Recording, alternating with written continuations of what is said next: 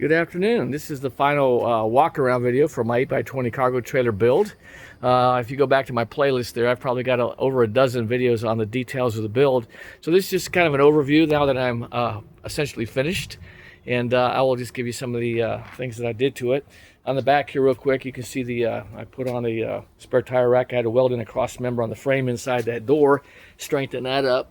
And then I've put those reflector stickers on, and you'll see the rear stabilizer jacks there come up. I did order this thing with this what they call a spoiler up there, and it's got two of those loading lights up there. I really like that. Also keeps the water off that rear seal when it's raining, so you don't have leak in. I've had problems with those in the past on other trailers. Anyway, you see the graphics on this side. Those vortex generators I put on there, they go across both sides and up across the top. They do help with make it more stable when you're towing for crosswinds and for trucks coming up behind you, so you don't get that sucking feeling, if you're familiar with that. And they don't really do much for the gas mileage. Quickly on this side, you'll see the awning, 15-foot awning I put on. The windows, again, the graphics. And I've got a little D-ring I put down here for the dog leash.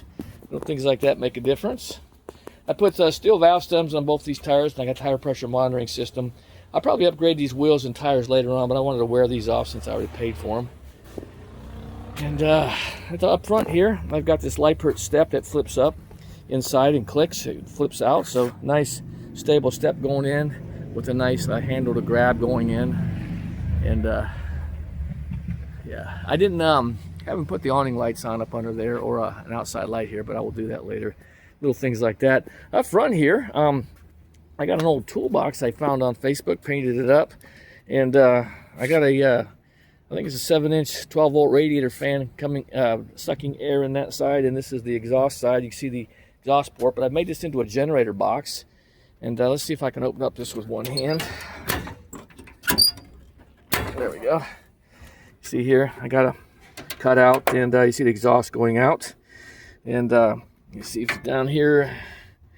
Yeah, I got a lot of stuff in here right now. You see the radiator fan coming in and the generator. Now this is all this junk right here I just threw in here. I gotta clean that up and move it up away from the generator itself. But the generator runs just fine in here. I've already run its electric start. I just reach in, hit the button, start it up, close the lid. And I do have a plug that goes in. That's the big long plug that would go to at a campground or whatever. But where that's plugged in right there, I can run a cord from here over and plug it in there and run the camper. And so it'll charge the batteries and run everything if I need to. But basically, I've got 1,230 watts of solar on the roof. I'll throw in a picture of that later. And 320 amp hours of 24-volt batteries. That would be equivalent to 12 volts, like 640 amp hours. So I've got a good electrical system in here, and the air conditioner, 24-volt air conditioner up top, 24-volt DC air conditioner up top. It can run for 12 hours off those batteries, and the solar panels keep up with it during the day and charge the batteries. It takes about 600 watts to run it, and so really got a pretty good electrical system in here. You can see down here my clean outs. Tanks are up under there. I got a 45-gallon black water, 35-gallon gray water, and there's some reasoning behind those sizes, but I like to stay out longer, and so I wanted more black water. The gray water, in a pinch, I can dispose of that on the ground in certain areas. In any case, there's a 4x4 vinyl fence post cover that I mounted up under there. My black water hose, or my hose, goes in there for the draining the tanks. Up on the side here, got a quick disconnect. This goes into the back side of the vanity cabinet in there and hooks into the water. Just cold water, but I can wash bikes out here. And a quick look at the specs here. I do have two 6,000-pound axles in this thing, and it's got the .080 Dicor siding on it. But they've rated it at 10,000 pounds gross vehicle weight just because of these tires they put on here. But this has two 6,000-pound axles, and pretty strong. Way more than I'll ever need. In any case, here's the vent for the stove. You can see up there the black and gray water vent up the top there. Up in the front, you can't see it, but there's also a bathroom vent that comes out up top. So again, I'll throw a picture of the top up there. This is my city water input with a locking cap, or a gravity input with a locking cap, and this is my city water hose hookup. So yeah, got all the stuff you'd have on a normal RV. My rear stabilizer jacks, and just kind of a look from this side. So anyway, I'm going to take you inside and show you the details inside, but I just wanted to give you a quick overview of the outside here. The camper here, and so I'm gonna walk up front here and give you the tour from the front all the way to the back. So anyway, coming in here, this is the door coming in. It's got a RV screen on it, nice window, and the wall here. I do have to put final paint on the walls and the ceiling in here. This is mostly just primer, but I've got to leave town here in a few days. I'm a little sooner than I planned, so I probably won't get to that before I leave. But in any case, it looks painted. It just needs to be finished.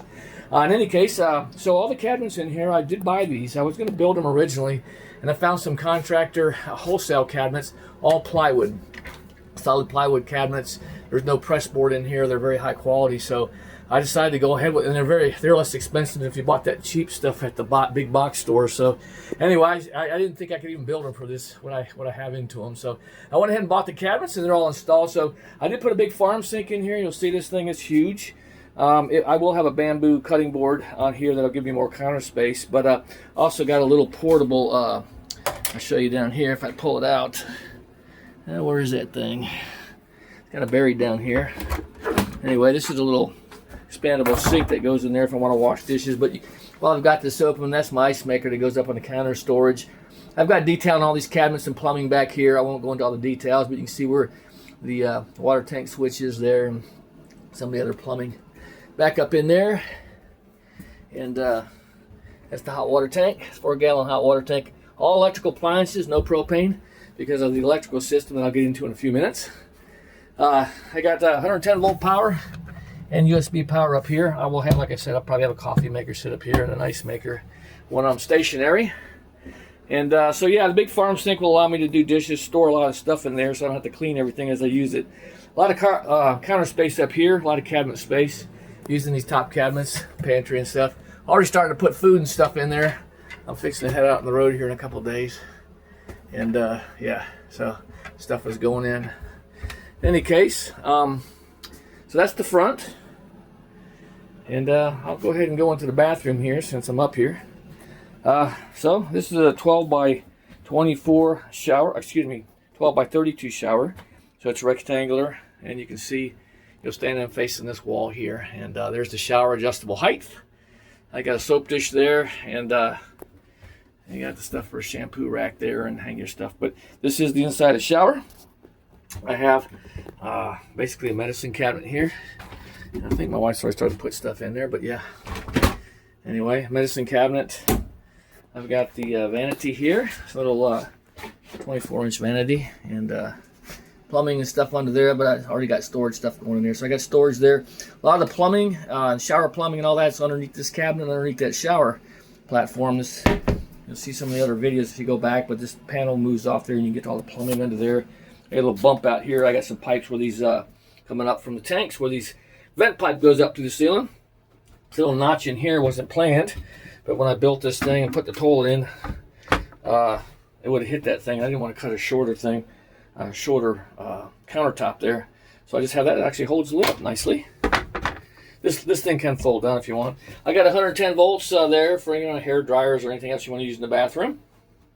Toilet paper holder. I do have a bidet in here, so you can actually spray out the toilet if you need it. And I've got a big, I guess, not a linen closet, but a linen cabinet. So then you put your washcloths, towels, that kind of thing up here. And then up in the roof, I got the 2 lights here, and I got a vent fan. So yeah, and then this louver door closes. So the bathroom is fully functional, fully self-contained, and one of those things you got to have for the ladies in your life. Anyway, so that's the kitchen and the bathroom. I'm going to swing around here, and this is the refrigerator. It's a pretty close to a 5 cubic foot refrigerator, but it's built in. Underneath here, this cabinet is the battery I built. That's that 320 amp hour 24 volt lithium battery. 12 volt equivalent would be 640 amp hours. So that's a good size battery. And these are all individual cells I put together, put the BMS on it, programmed it, and did all that myself. I do have some videos out there how to do that kind of stuff, but I didn't put that up there on this one. Anyway, nice refrigerator, freezer. Freezer works well. Got my solar combiner back there. My Starlink here, take out and throw out when I need it, and just got some sheets in there right now. They won't stay in there, but I've got a 12 volt that comes on here. Got a car stereo system in here. You know, these are the monitors for the batteries. All that, again, details in another video. I got my alignment tool here in case anything don't work. And this spare battery down here is a 230 amp hour 12 volt battery. Use that for running my ham radio gear.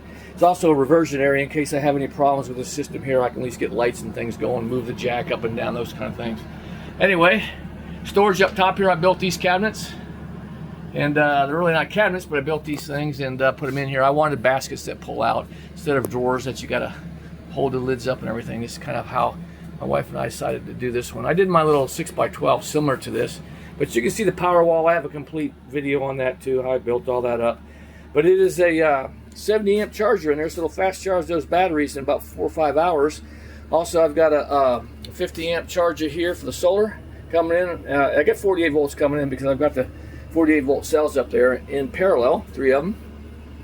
DC breakers. This is again that 70 amp charger, also a 3000 watt pure sine inverter. And this Turbo GX right here, this is basically a computer interface that ties all that together, renders the displays, gives me Bluetooth monitoring, and all that kind of stuff. So anyway, that's one of the features of this camper. I really like to be self-contained with power here. I can plug in anywhere. Now this 12 volt 24 volt air conditioner up here, this is an Out-Equip Pro. It runs at about 600 watts. Right now you won't see it doing that. I'm only, because it's cloudy outside, actually it's fixing to rain. Getting 24 volts on the solar collector, but shore power is pulling in 728 watts. This system here, if I was to unplug that, the inverter would kick in. It'd be seamless like a UPS. And when the sun's out, I'm actually just running the air conditioner directly off the solar and charging the batteries. So I got all my monitoring here. On the left side, start from the top, another cabinet up here with more stuff in it. This is the, it's got a light, fan, all that kind of stuff going on up here for the vent. This is my countertop. This is a two burner induction stovetop. And this thing here is a USB for charging and 110 volts. Down here is this is a microwave, convection, and air fryer. So it does all that. You can cook a pizza in there, you can microwave something, or you can fry some chicken wings. So suppose all that works well. I gave it turned it all on, but I haven't really tried it out. It'll get it tried out on its maiden voyage. And down here is a big shelf. And all the pots and pans go. That oven, that's a big drawer. It's kind of akin to the big drawer that pulls out in an oven for all your pots and pans. But anyway, so the cooking will go on over here. And you get the refrigerator and the cabinet up here, so you get really, they got the bathroom in the corner there, but a pretty good sized kitchen area here. Now what I've decided to do back here, this is this actually will pull out into a double bed. I don't think I'll use it much, but if I have the grandkids with me or something, need a place to stay, they can certainly stay on that. But it's also a couch. Underneath that's the 45 gallon fresh water tank. Switches to turn it on there. I also have another switch I haven't hooked up yet. I'll be putting like a 25-30 gallon auxiliary tank on the frame underneath that I can fill this tank from. I didn't put it in here because it'd take up too much room, and I wanted it so it pumped into it, so with 4 seasons, if it freezes out there, I can pump it in and just leave that thing dry out there. These tables here, this is where we'll do it primarily our eating. These are, you know, they're both little tables that rotate.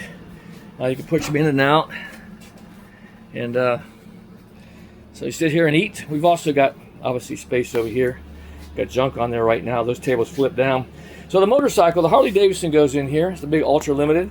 These 2 bolts right here on the floor, they go to a metal plate underneath that bolts into, I just got this sitting back here now.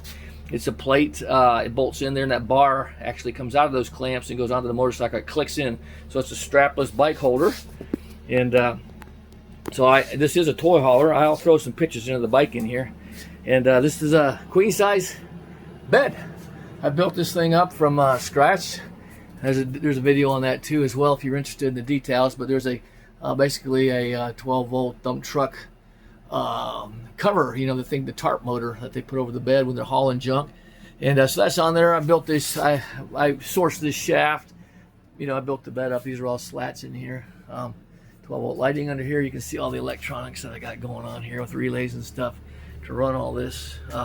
Anyway, I won't get into the details on that, but I will show you it go up and down real quick. Should just be able to hit this button here. You see this thing drops down rather quick. I've got magnetic stops, but so let me back up here so you get a view of it. So I'm only a few feet off the floor. I have a little step I'll pull out to go up on here, but plenty of headroom. Air conditioner vents, they Focus back there, blows cold air. Got my smoke detector up here, LED lights in the ceiling. And yeah, so this is the bed. And it goes back up with the same button. It goes up a little slower because it's got to pull all that weight up. But you can see it go up. It's got some magnetic stops. Boom. See, there it is. And I can latch them in right here. So when I'm traveling, these things go in the wall there. And I got 4 corners.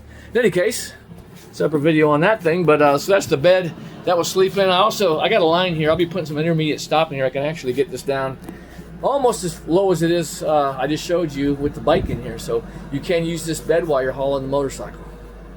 So anyway, this is the inside of the camper. I don't know if I've left anything off in here, but it does have insulation in the walls, 1 inch. It's got 2 inches in the floor, 2 inches in the ceiling. 11,000 BTU air conditioner. This thing stays cool in here. Very efficient air conditioner. It runs full out at about 650 watts. And once it's cool in here, it scales down in eco mode to about 250 watts. Again, I can run it for 12 hours off the battery, so I can go overnight in a parking lot somewhere and have full power and air conditioning with no hookups. And the truck will charge it while we're driving. I can also run the generator, and of course the solar panels will do a good fast charge on it too if it's sunny. Anyway, so this is my 8x20 cargo trailer that I built out to haul a Harley and do some what I figure will be comfortable camping. So anyway, hope you enjoyed the video. Please like and subscribe. If you have any questions, feel free to ask. Like I said, there's build video series on this out there. You can see the details. I'll be happy to answer any questions or encourage you if you decide to build one yourself. Again, if I can do this, anybody probably can. And it's not, there's a lot of videos out there to help you do it. So you can be as elaborate as you want or as simple as you want. In any case, thank you for watching. Have a good day.